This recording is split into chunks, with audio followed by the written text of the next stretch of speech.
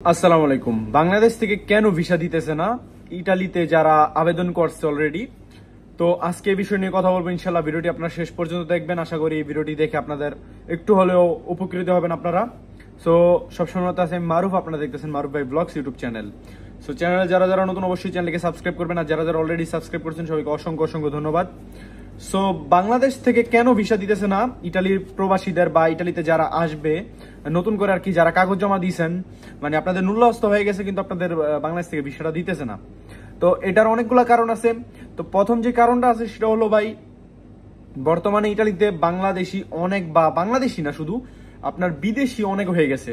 মানে আপনার বাইরের দেশের লোক ইটালিতে ভরে গেছে আর কি। মানে আমরা যখন আসছি আজ থেকে 10-11 বছর আগে, তখন এই অবস্থাটা ছিল না। তখন ইজিলি যে কোনো ভিসা দিয়ে দিত। যেমন আমি আসছি ফ্যামিলি ভিসায়, আমার ভিসা দুই আড়াই মাসের মধ্যে হয়ে গেছে। মানে ইটালি থেকে পাওয়ার পরে বাংলাদেশে 2-2.5 মাসের মধ্যে হয়ে গেছে।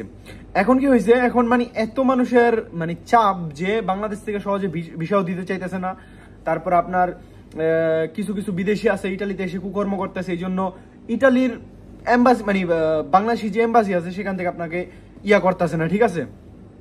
তো এটাই, সবাই ধৈর্য ধরবেন, যদি ভাগ্যে থাকে আপনারা ইটালি আসতে পারবেন। আসলে ইটালি বা যে কোনো ইউরোপের একটা কান্ট্রি আপনারা যদি বলেন, তাইলে ভাই ওইটা ভাগ্যের উপরে ডিপেন্ড করে, আর অন্য কিছুর উপরে না। কারণ আপনার যত কোটি টাকা থাকলো, আপনার ভাগ্যে না থাকলে আপনি কোনোদিন ইউরোপে আসতে পারবেন না। যদি আপনারা চান যে ইউরোপে এসে একটা সাকসেসফুল লাইফ লিড করতে চান, তাইলে আপনাদের ধৈর্য ধরতে হবে। ধৈর্য ধরলে ইনশাল্লাহ আপনারা কোনো না কোনো একদিন বিদেশে চলে আসতে পারবেন বা ইটালিতে চলে আসতে পারবেন। তো আজকের ভিডিওটা এটুকুই। যারা বলতেছেন যে ভাই কেন ভিসা হচ্ছে না, কেন ভিসা হচ্ছে না, ভাই এটাই কারণ। তো আশা করি আপনাদের একটা ধারণা দিতে পারছি। তারপরে যদি আপনাদের কোনো কোয়েশ্চেন থাকে অবশ্যই আমাকে কমেন্ট করে জানাবেন। আর ভিডিওটা ভালো লাগলে অবশ্যই চ্যানেলটিকে সাবস্ক্রাইব করবেন, আর যারা যারা অলরেডি সাবস্ক্রাইব করছেন সবাইকে অসংখ্য অসংখ্য ধন্যবাদ। আর ফেসবুক পেজটিকে অবশ্যই ফলো দিবেন, ফেসবুক পেজ হচ্ছে মারুফ ভাই ব্লগস। তো গাইস সবাই ভালো থাকেন, সুস্থ থাকেন, নেক্সট কোন একটা ভিডিও দেখা হবে। আসসালামু আলাইকুম, আল্লাহ হাফেজ, টেক কেয়ার গাইস।